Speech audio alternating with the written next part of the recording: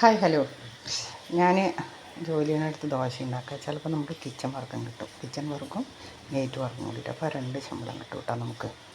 അപ്പോൾ ഇന്നതാണ് ഞാൻ പറയാൻ വന്നത്. മറ്റേ പത്തനംതിട്ടത്തെ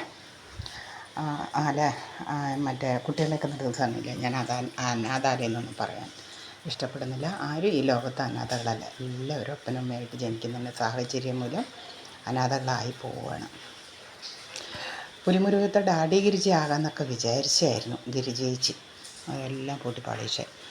പിന്നെ ഇൻ്റർവ്യൂവിനൊക്കെ വന്നിരിക്കുമ്പോൾ ആ പെൺകുട്ടി എന്തെങ്കിലും പറയുന്നുണ്ടോ? തലയിൻ്റെ അകത്ത് ഇങ്ങനെ ഇരിക്കുന്നതല്ലേ, 1-2 അക്ഷരം പറഞ്ഞു കൊടുക്കുകയാണെങ്കിൽ തന്നെ അതിനെ പറഞ്ഞ് പഠിപ്പിച്ചിട്ട് കൊണ്ടുവന്ന് ഇരുത്തുന്നതാണ്.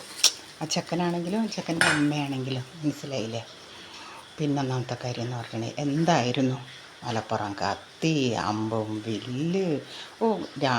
അതിൻ്റെ പുറമെയാണ് ഇപ്പോൾ ഒരു കൂപ്പൺ നറുക്കെടുപ്പ് എന്ന് പറഞ്ഞിട്ട് ഒരു കൂപ്പൺ 500 രൂപ എന്ന് പറഞ്ഞിട്ട് അത് ആ മരുമകൾ പെണ്ണിനെ കൊണ്ടായിരുന്നു പരസ്യം പറയിച്ചിട്ടുണ്ടായിരുന്നു. അത് ഞാൻ കണ്ടിട്ടുണ്ടായിരുന്നു.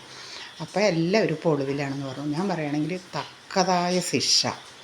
അവരങ്ങനെ തെണ്ടിത്തരം ചെയ്തിട്ടുണ്ട്. അവർ മൂത്രം ഒഴിക്കുന്നതിനൊക്കെ സ്വകാര്യ ഭാഗത്തിൽ മുളക് തേച്ച് കൊടുത്തിട്ടുണ്ട് പറഞ്ഞു, മുളക് പൊടി തേച്ച് കൊടുത്തിട്ടുണ്ടെന്ന് പറയുന്നു. പിന്നെ അമ്മമാർക്ക് ഭക്ഷണം കൊടുത്തിട്ടില്ല എന്ന് പറയുന്നു. ഫണ്ട് വന്നതിന് മൊത്തം അവളുടെ പേരിൽ അവളുടെ മക്കളുടെ പേരിലാണ് സ്വത്തുക്കൾ വാങ്ങിയിട്ടെന്ന് പറയുന്നു.